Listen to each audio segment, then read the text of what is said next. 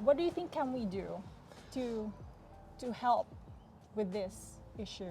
Yeah, 100%. I'm seeing a growing trend of apprentices dropping out, a growing trend of tradies just not enjoying the industry as a whole. But I don't think that the issue is a lack of manpower, because I don't know about a lot of other companies, and maybe it's got to do with the fact that we have an online presence, but I receive calls almost on a daily for job opportunities, whether that be full qualified tradesmen or apprentices. I think there's a lot of people out there right now hungry to work, and they're just looking for opportunity, but I don't think there's enough support to get behind these apprentices to get in the industry. I know for me, I have come to a point where I am very hesitant on taking on more apprentices moving forward, not because I don't want to train them or have them a part of the organisation, but the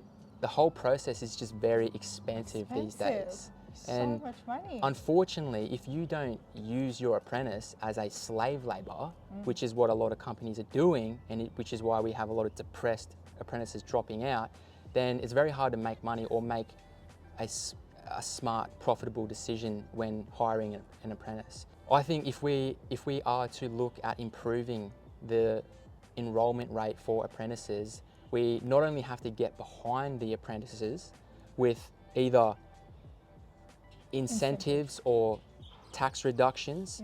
Like personally, I think apprentices shouldn't even be paying tax. They're literally learning a key skill that's gonna not only build the economy but sustain it. So super important, right? And then also not just incentivize and support the apprentice, but we need to be looking after the business owner, because at the end of the day, it's the business owner who actually trains the apprentice and builds them up to become qualified. I think that was also an issue. A lot of apprentices, it's hard to get them to commit and be loyal to a company who has put in this money and put in this effort to train them, right? Yeah, and that's also life, right? Like you can't, I left my company that I did my apprenticeship as soon as I became a tradesman. And that's just a reality to what can happen. But I think that's why during the apprenticeship, it has to make sense for the company, because they're not guaranteed any future benefit to training up an employee. So if the company owner doesn't have that guarantee, then there needs to be some sort of short-term incentive to investing and training up the next generation. That makes sense.